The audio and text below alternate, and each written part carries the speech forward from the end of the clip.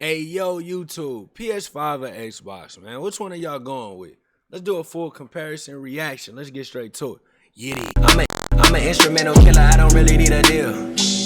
Hey, how the fuck it feel? I've been so cross since birthday. Already know beats getting hurt. That's the appeal. You are watching a master at work. Yeah. What's good, YouTube? It's your boy Rob, back at it one more time with another banger. Hey, yo, look. Next gen November. Xbox dropped today, the Series X and the S. The PS5 dropped in a couple days. I want to know, you know what I'm saying, the full comparison. Let's see which one is better. I'm sure y'all done already made y'all mind up.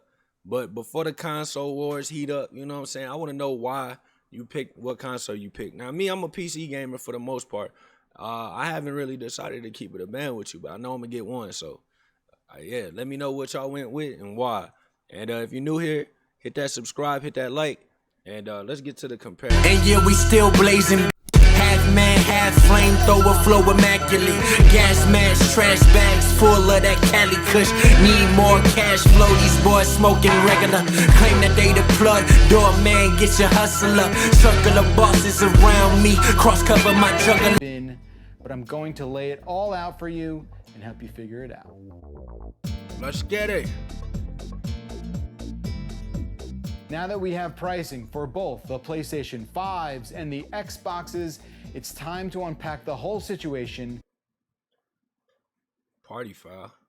and really lay it all out there. Should you buy a new console? You can finance Should you an wait? Xbox. Should you just get a PC and call it a day? Everyone's answer is going to vary by their personal situation, but the very best that I can do is educate you to a point where you can make the right choice for yourself. So let's start with each console's messaging.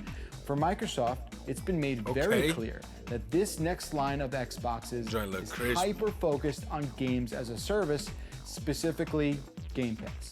This monthly subscription will get you access to not just Microsoft first-party games the same day they're released, but also over 100 legacy titles to boot. Then there's the value add of cloud gaming, which is already live, with over 100 games that can be streamed to Android and mobile devices, but just not your Xbox console, which I know it feels kind of wrong, but don't forget with that Game Pass subscription, you can download those games anyway. So you could be on like the airplane, you can be on a flight and be able to play your Xbox. That's fire. Still feels weird, but let's just leave that for what it is.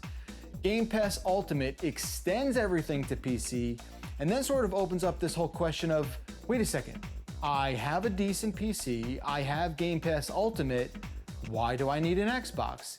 And the answer to that totally reasonable question might be, you don't. And that's the other theme of next gen for Microsoft.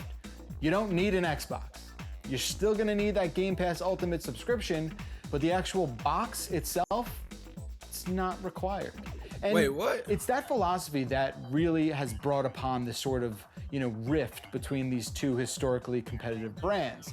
For this next generation of consoles, Microsoft and Sony have two increasingly different ideologies. And this divide is probably no better exemplified than in Microsoft's Xbox All Access plan, a way to essentially finance owning a Series S or an X. There is a credit check for signing up, but if you do qualify, you can own a Series S or X for $25 or $35 a month respectively, and get 2 years of Game Pass Ultimate included. So that's Microsoft's plan to get you in the door.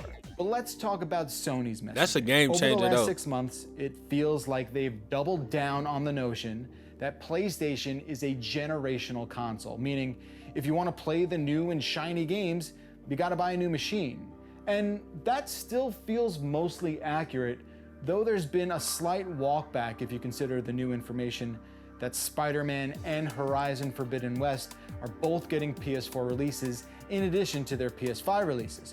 Sony calls this a move in a way to support the PS4 community as they transition to next gen when they're ready. Hey, that Spider-Man look crazy. But it's also clear that Microsoft's concentration on bolstering Xbox's value proposition has made a tangible impact. The introduction of the PlayStation Plus collection is... That Game Pass sounds tough, but You know what I'm saying? Who gonna play all them damn games? You feel what I'm saying? I think most of us play a couple, you know what I'm saying, a few releases. And then the whole thing with you don't need an Xbox, you can just play on your PC. I wonder why they went with that model. Like, that's interesting to me, yeah. Is that, and it's a direct response to Game Pass, even if it doesn't match Game Pass's perks like day one releases. We don't know a whole lot of the fine details about PlayStation Plus Collection, and odds are if you owned a PS4, you probably purchased a good amount of those games. But if for some reason you skipped over this generation, there is an impressive list of PS4 exclusives and others really to hold you over on PS5 until the real heavy hitters start to arrive. So where does this leave us? The games, right? And right now, I do think in terms of short and mid-term outlooks, the exclusive software does swing in Sony's favor. I mean, that's the thing they've been reliably able to hang their hat on for years now. And there's only gonna be one place to play certain games, like, you know, the next God of War or whatever Naughty Dog does next. And that's by owning a PS5. They got the exclusives, yeah. With Xbox exclusives, the path to being able to play those games is a lot wider now, right? Like, you can do that with a PC and you can do it with Game Pass. Microsoft has done an impressive job of acquiring serious development talent over the years, but the argument for an Xbox as a home for must-play exclusive software just isn't fully realized yet. For overall value though, that's a different story. When it comes to value, at $299, it is really tough to argue against Xbox Series S being the best deal to be had out of the gate. Man, now, everybody it's not get gonna one get of you them. to that 4K sort of echelon, but it's gonna get you pretty close. And it'll also get you into that next-gen Xbox ecosystem That was where you smart of can them. enjoy all the perks of Game Pass and beyond for the same price of a Nintendo Switch. But now, for just $100 more, a digital PS5 all of a sudden seems like a reasonable upgrade that doesn't require much of a compromise in hardware unless you really, really, really want a Blu-ray drive, which you might. And if you really want to compare the hardware specs of the PS5 and the Xbox Series X, you'll find pros and cons on either side of that chart. If you are buying a console specifically for This dude ain't helping make the decision no easier, man. Like, I don't know, y'all. Y'all got, man, what y'all going with? the amount of teraflops, you're doing it the wrong way. Specs are one thing, but until we're able to It just don't seem like Xbox really need you to get it though. Like, you'd be better off getting the PlayStation 5 if you got a PC and using the Game Pass. That's the vibe I'm getting from this. And then maybe dropping out that $300 on the Series S just if you just want to have it, you know what I mean? pair multi-platform games side by side, there's not a whole lot to argue about. And sometimes console that's exclusives look better than multi-platform games, right? I mean, multi-platform games didn't really look game good was on that? PS3. Yeah, what game was that?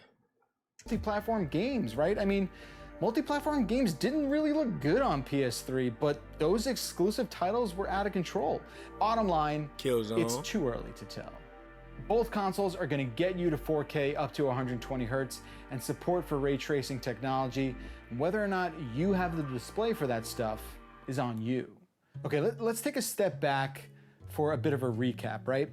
Okay, so you have Xbox, more economical, seemingly better value, and it's all about Game Pass.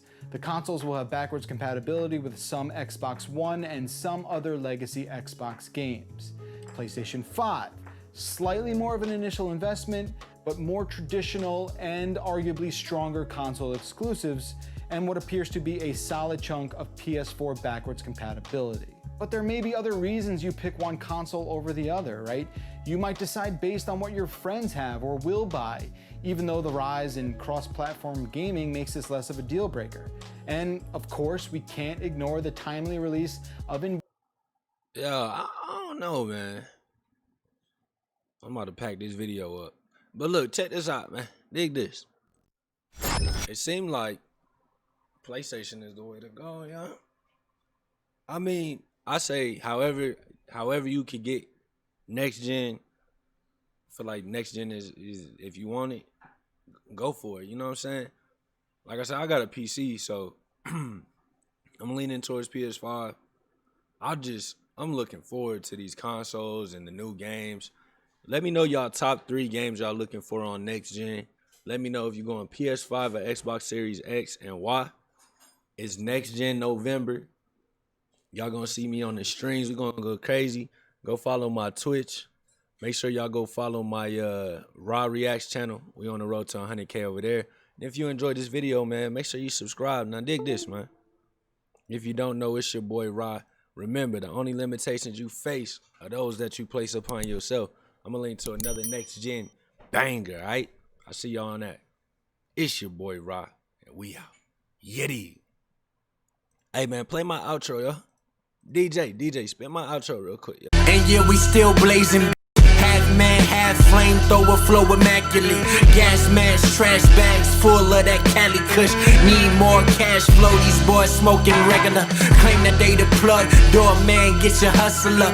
Circle of bosses around me, cross